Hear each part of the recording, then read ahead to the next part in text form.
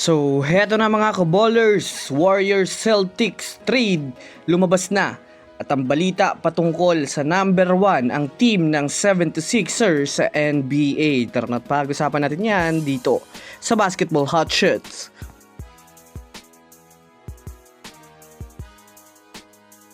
Sa ngayon nga, bukod sa maraming ang mga player ang makukuha at nakuha ng 76ers ay masasabi natin na literal na marami ng mga fans ng Sixers ang excited na makita at mapanood ang kanilang kupunan next season. Sa ngayon nga, kasalukuyang nakikipag-ugnayan pa ang team ng 76ers sa mga natitirang player sa free agency para makompleto na ang kanilang backups players o second unit. Kasalukuyang nagkakaroon na nga po mga kaballers ng mataas na expectation ang buong fanbase ng Sixers na maaaring magkaroon sila ng championship run simula next season. Isa din nga sila ngayon sa may pinakanangungunang pinakamalakas na starting lineup sa NBA. Sila nga po mga kaballers ang team na number 1 sa starters: Joel Embiid, LeBron, Jaylen Brown, BJ Edgecomb at Tyrese Maxey.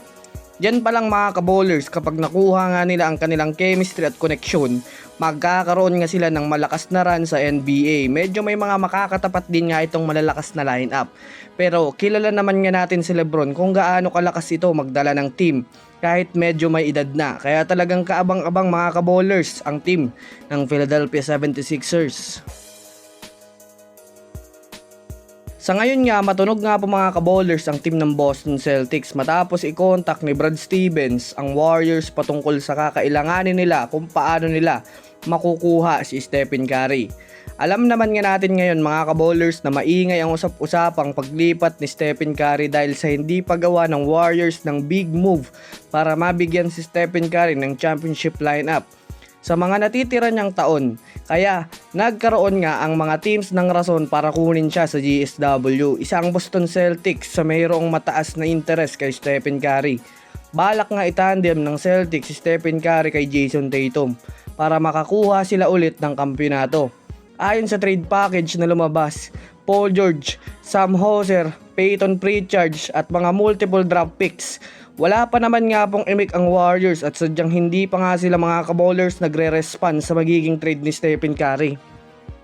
Kung susumadahin nga natin, sobrang kakaiba nga po gumalaw ang front office ng Warriors. Di mo alam kung ano talaga ang plano nila kay Steph eh. Kapag nga nagdesisyon si Stephen Curry mga kaballers na mag-request na ng trade sa Warriors, wala talagang magagawa ang Warriors. Kaya maaaring matuloy ang trade na ito para sa GSW at Boston Celtics. Ano sa tingin nyo mga kaballers? I-comment nyo na yan sa ibaba.